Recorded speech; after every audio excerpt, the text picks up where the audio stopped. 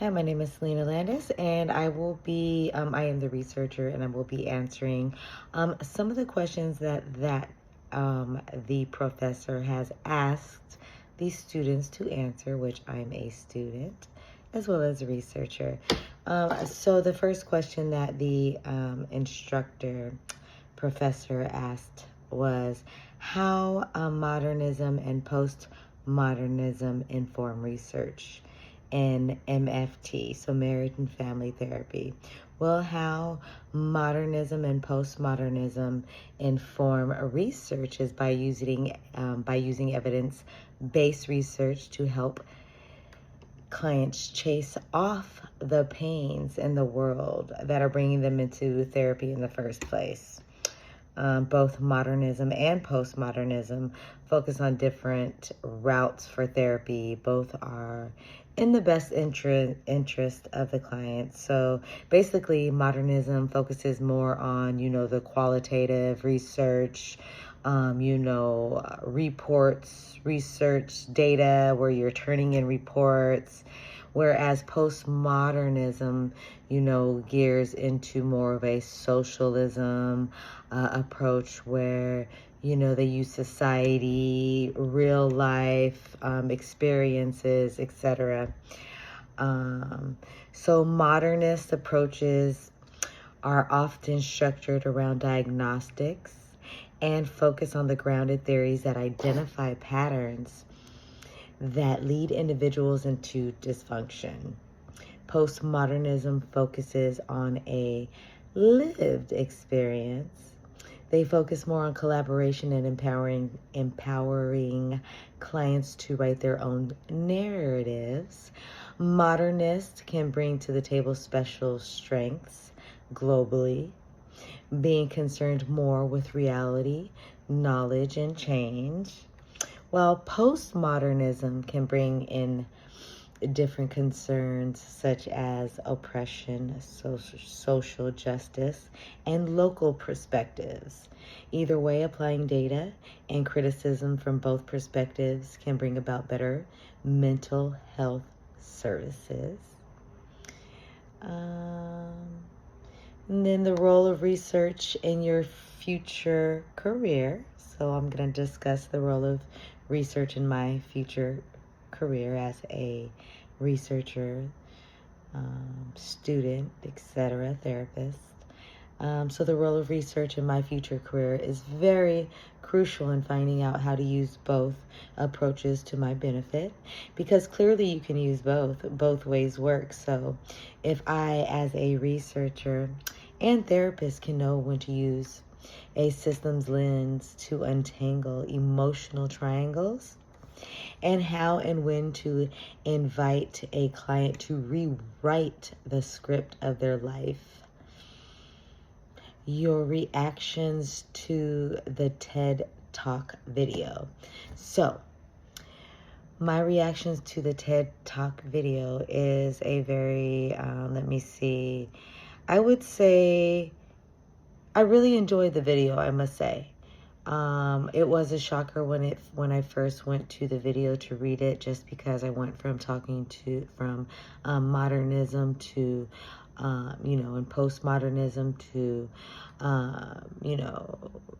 listening and looking at a video that's talking about a different topic, which is probably coincides somehow, obviously, clearly. But when I did watch the video, it really did bring tears to my eyes, just because the video did discuss the topic on depression, which, in a lot of instances, a lot of people don't believe in, depression, or they look at it as a form of maybe you're not strong, a form of weakness.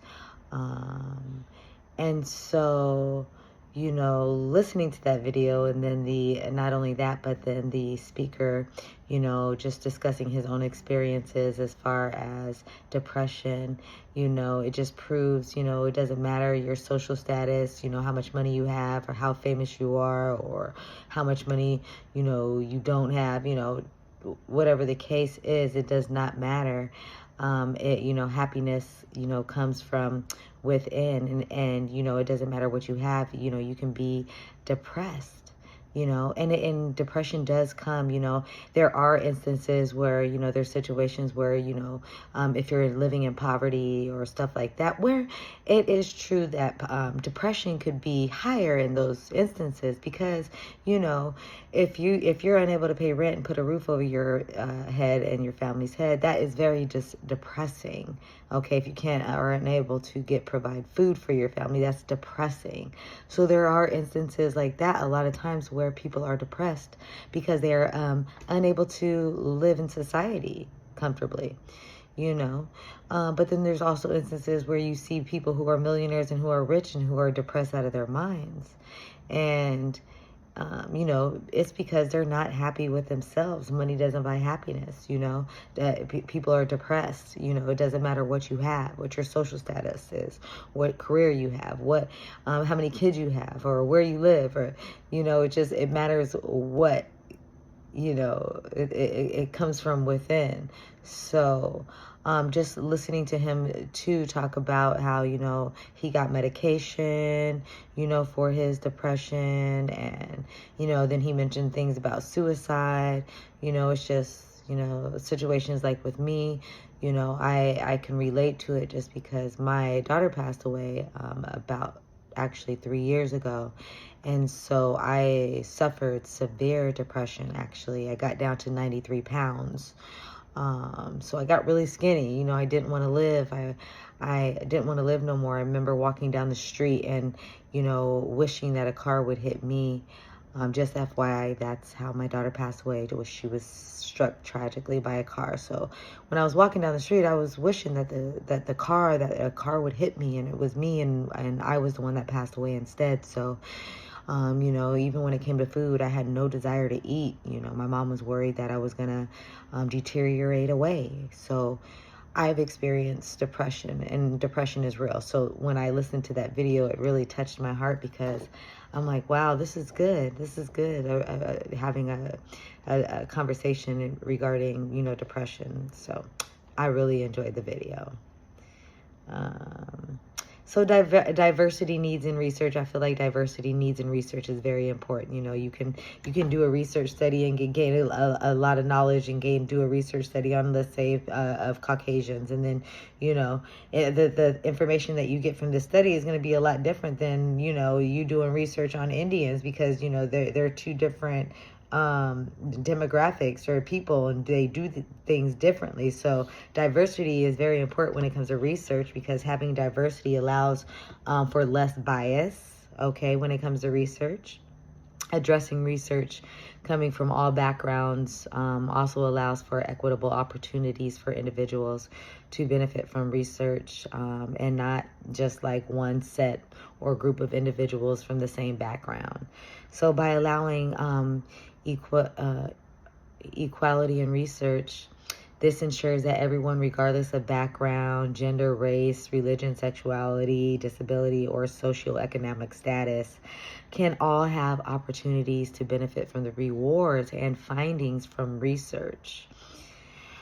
It promotes justice and fairness. That's it.